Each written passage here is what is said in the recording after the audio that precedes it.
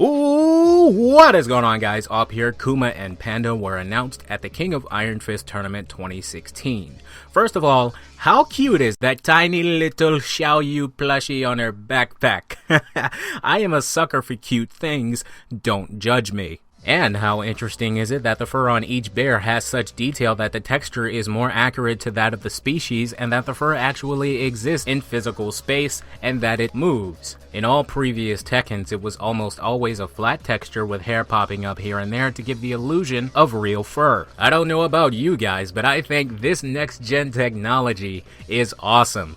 I encourage you to go back and look at all previous renditions of Kuma from Tekken 1 all the way to 7 in-game. I think you'll be surprised at the difference. Now, what I noticed after watching this video a few times is Tekken is really pushing the masculinity of Kuma as well as the femininity of Panda. If you haven't figured it out by now, Panda is a girl and Kuma is a male. And I think that it's important to make that distinction because you want players to feel every character on the roster is unique in their own way. Michael Murray said during the stream that these two were their own individuals and not just a simple palette swap, such as other times they've appeared in the game like Tekken 3. And have you noticed that?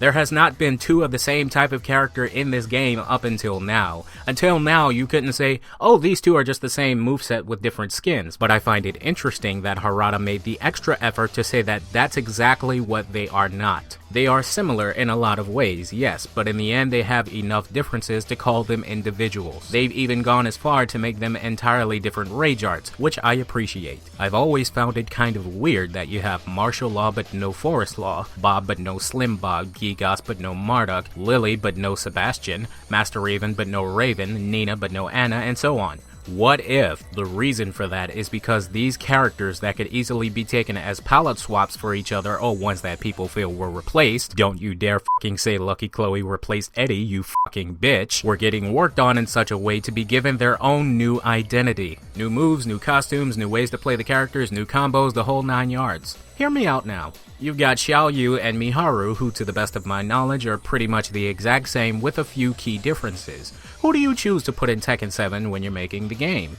Obviously you're putting in Xiaoyu because she's popular. Okay, Marshall and Forest Law are the same way. Who do you put in the game? You choose Marshall. Eventually you do this to every character that has a clone because you're trying to make Tekken 7 the best version of itself. Right now I'd say it's only full of the most popular or easily recognizable characters from the past, except when we're about to reach the end of the stretch. What do I mean by that? By that I mean Harada was looking for around 38 characters to put in this game, and with these two, we now have a roster of 35. What if the last few character releases are actually some of these clones that were left out? It would make sense. Kuma and Panda are right at the end, and the game is coming to console near the beginning of 2017. That's right around the corner. Whenever the release date is, it's still around the corner. Meaning they have 1 to 4 months from now to release at least 3 more characters to meet that initial quota. Some people think we're actually getting more than 3, and that what Harada said years ago to avoiding the puddle doesn't hold up anymore. I feel there's some truth to that, but considering how much time is left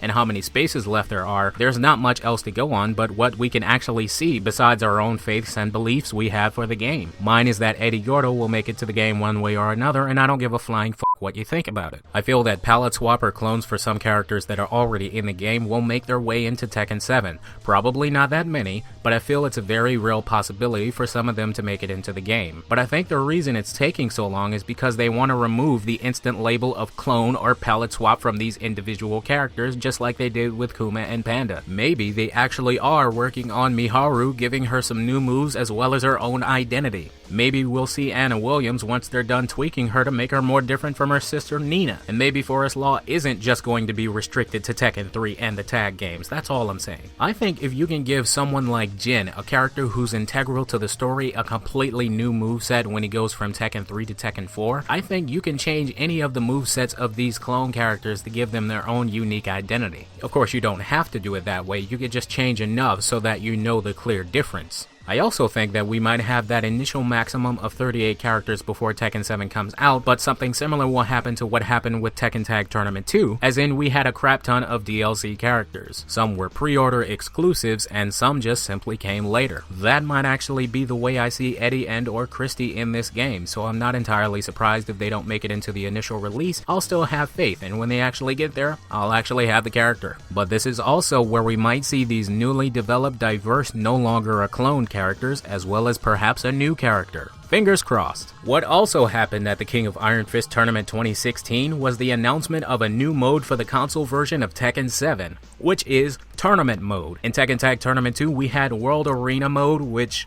basically tried to accomplish the same thing but was not effective at all. It had rooms for which after a few months were basically never populated with anybody.